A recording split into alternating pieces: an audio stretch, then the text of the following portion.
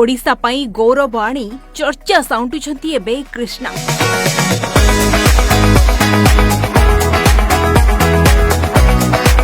सिल्फिना media बहु प्रतीक्षित grand national level fashion show Silfina mister and miss India 2022 रे विजय हासिल करि परिछंती कृष्णा।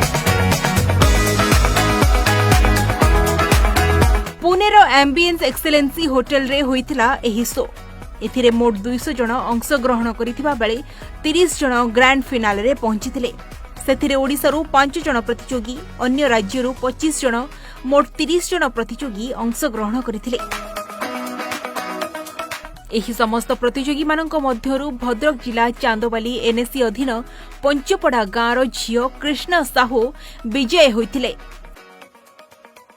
जहापाई से सारा ओडिशा रे गर्वर विषय पलटिछंती। भद्रक जिला साबरंग धर्मशरण बिंधा गाँर अवसर प्राप्त आर्मी सुबेदार मेजर गंगाधर साहू एवं अमिता साहू सान झियो हेउछंती कृष्णा साहू। एहासह चांदोबालीर विशिष्ट समाजसेवी तथा प्रतिष्ठित व्यवसायी स्वर्गत हरिहर साहू नातुणी मध्य। छोटबेलू निज अजा ओ आईक निकटरे बढ़िचंती कृष्णा। अजांक आदर्श संस्कार को अनुकरण करी पाठपढ़ा सहित नाच गीतरे बेस पारंगम थिले कृष्णा।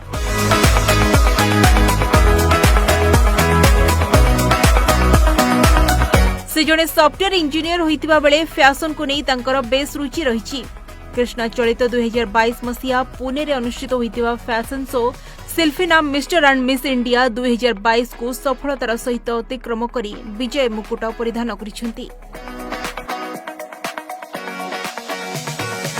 पूर्व 2021 रे से ओडिशार एक घरोई चैनल रे अनुष्ठित कार्यक्रम रे भाग नहीं सारा ओडिशा रे परिचित होइतिले। यह सहित 2021 रे पुणे रे आयोजित मिस फैशनिस्टा एवं 2022 रे ओपेरा मिस इंडिया रे फर्स्ट रनर अप होई सफलता हासिल करथिले। तेबे कृष्णांकर कहिबा अनुसार चेष्टा ही सफलतार मूल मंत्र। सफलता मिलू कि न मिलू चेष्टा करिबा दरकार। हार हेउ कि जीत सबु बेले आमे नुआ जिनिस शिखिबा।